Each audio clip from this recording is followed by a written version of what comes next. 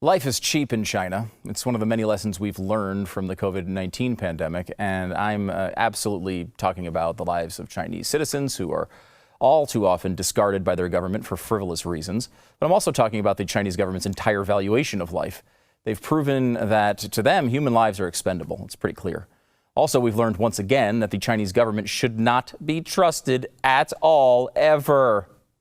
But how do we make that clear? How do we pull off the seemingly impossible task of severing ties with an oppressive government that is very involved in our economy? With me today to discuss it is Kevin Freeman, host of the Economic War Room right here on Blaze TV. Kevin, thanks for coming in, man. I appreciate it. Oh, always good to be with you, Stu. We are in a really tough situation. Now, you know this stuff much better than I do, but as an outsider looking at this, China is right now very closely tied to us economically.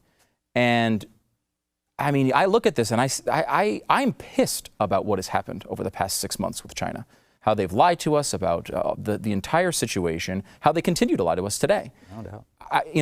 My instinct is I just want revenge.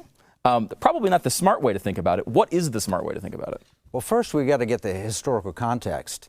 You know, everybody talks about the Russia collusion with President Trump. Right. Go back to 1996.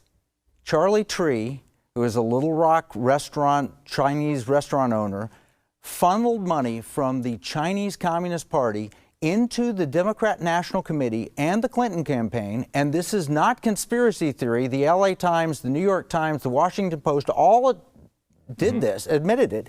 And they had to give the money back. They were caught red-handed. But what were they buying? They were buying American politicians. And then they started buying American universities with Confucius Institutes and sending over so many students. And they've essentially infiltrated our economy, our companies. Oh, we'll give you, if you come to China, we'll give you access to this huge market. So over the past 20 plus years, the Chinese have been really getting into our markets, getting into our economy, making us think, oh, they're better than us almost. They're better capitalists.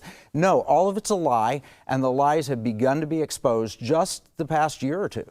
So are we in a Cold War with China at this point? It feels that way sometimes. We've been in a war with China since 1999 when they published a book titled Unrestricted Warfare. And they talked about how do you beat a superpower. And for that 21-year period, they've been at war with us. We haven't recognized it until recently, and it wasn't overt and obvious until Xi Jinping came into power. It does seem like currently our administration takes China very seriously. Obviously, Trump has been all over this. Pompeo has been a long-term guy on this story as well. Are we doing enough? Do we have a plan here we're in a Cold War, how do we win it? Well, we actually pulled together a committee on the present danger. And knowing history, you know that we had one of those that supported President Reagan. And the committee on the present danger talked about the communist threat. Sure. And he relied on them heavily. Well, Committee on the Present Danger was formed last year with Steve Bannon and Frank Gaffney and myself and Kyle Bass. I don't know if Kyle's an official member, but a group of us who got together and said, China's a big threat. What do we do? And we've been preparing plans, and we produced a number of them. One of them was to stop the thrift savings plan of the United States from investing in Chinese stocks. Now we're talking about removing all Chinese stocks that don't follow our accounting rules completely from our markets. And then, of course, Secretary Pompeo yesterday just declared that Hong Kong is no longer to be considered autonomous. These are the right kind of actions that we need to take. And the Hong Kong thing is a huge story. And look, I understand in America we've got a lot of stuff going on right now. There's a lot of focuses that we need to have. But this is one of them. I mean, Hong Kong is the bright spot. I mean, it's a big economic factor for us and all around the world. These people are being left to be trampled by central government in China, and it doesn't seem like the world is stepping up. Are we stepping up?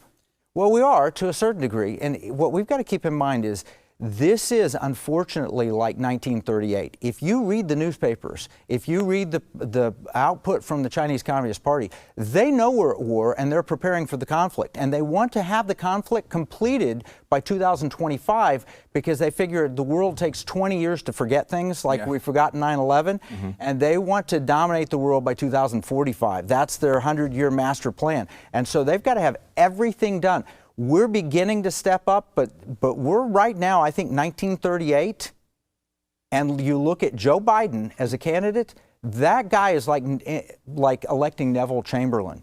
In fact, he's the reason that Chinese stocks are throughout our market, because in 2013, he forced a memo of understanding between our PCAOB, the Public Company Accounting Oversight Board, and the SEC and China that says, oh yeah, you can come on our markets, but you don't have to let us have access to your accounting, which has led to outright fraud like Luckin Coffee, where investors lost millions of dollars, and many other frauds that have been on the exchanges.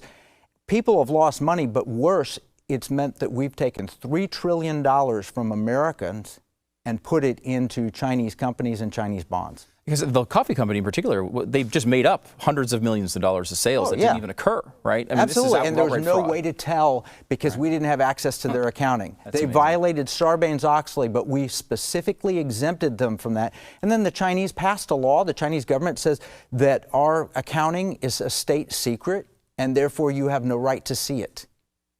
It really is egregious. You know, it's tough because you look at the global situation. The pandemic is a really good example of it, right? Where it would be great if we could get along with these countries and they would be sensible and everyone would act in each other's best interest. We know that's not reality, but sharing information is important when it comes to a medical issue like this.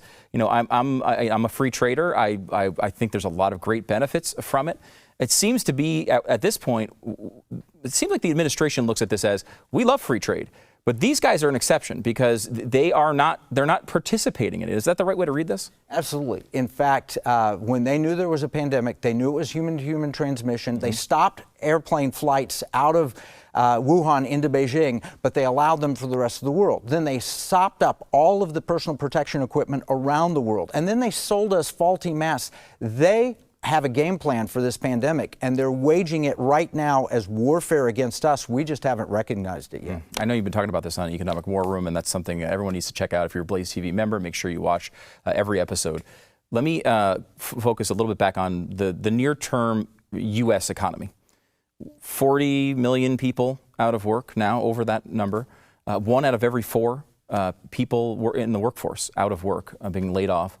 It's nothing like this has ever been seen. We had a number that came out yesterday, or was it this morning, 2.1 million more on the unemployment rolls. And I actually looked at it, I was like, oh, great. Like, oh, we're doing a lot better. And then I caught myself. It's like, this is one of the worst weeks in U.S. history, and we're already desensitized enough to make it look like it's good. Can this thing turn around like some people think it can?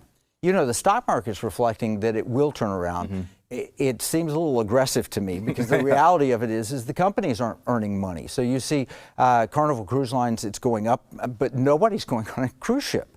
And the economy, it's going to take a while for us to get through this. There's no doubt. You can't just automatically start. And if you put your capacity at a restaurant of 50% of what full capacity is, then you won't be making profits. You'll just be losing less money. Right, because I mean, you're what? In a restaurant's 3 to 5% profit margin probably. You're doing 50% capacity. There's no way you're making money doing that. No, but you're maybe losing less, and you're just hanging on, hoping that you can get through. Yeah, I mean, because is that the plan here? Because I think there's nobody who's thinking they can make money at 50% capacity. Is the idea that maybe we're cutting down the government's expenditure to bridge the gap with these places opening? Is it? I mean, because we've spent what, $4 or $5 trillion. We've got all this money from the Fed that's been lent out, trillions and trillions of dollars. There is a limit to this, right, Kevin? Like, this isn't, we can't do this, till the end of time. Yeah, you jump ahead to what the Chinese next plan is to displace the dollar as the reserve currency of the world. I don't know that they can do it. I don't know that they have the capacity or whatever, but you read their internal writings, and they say that the U.S. dollar is under threat, we have too much debt, and they're pushing that narrative around the world. Is there something to the idea, this has been thrown around for a very long time, that we borrow all this money from, and a lot of it comes from China, and at some point they can decide, you know what, they can start doing all sorts of things behind the scenes, whether it's the reserve currency, not buying our debt anymore, all of these levers they have. It feels like that arrangement leads to them having too much control of us. Is that true? Are those steps are there steps that they can take now to really put the hurt on now that we're already in trouble? I think they lost that opportunity because they were a much larger percentage of our overall debt 10 years ago. Okay. Now they've got about $1 trillion. They have about $3 trillion of our money. So they'd actually be hurt very badly. Who would they sell the debt to, right? How's it going to hurt them? So the reality of it is there's a debt reckoning coming. I don't think China can create it, but China is certainly pointing to it. Right. Okay. So it is possible, but it's not. It's not as simple as it's described sometimes. I don't think they have the capacity to pull that off. At one point, maybe 7, 8, 10 years ago, they could have really hurt us. I don't think they have that capacity any longer.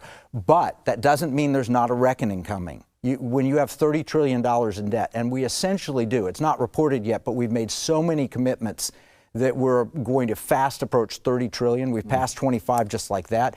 There is a reckoning coming, and we have to address it. It's scary. You can learn a lot more of this in real depth with Kevin Freeman. He's the host of Blaze TV's Economic War Room. Thanks for coming on the program, Kevin. Really appreciate it.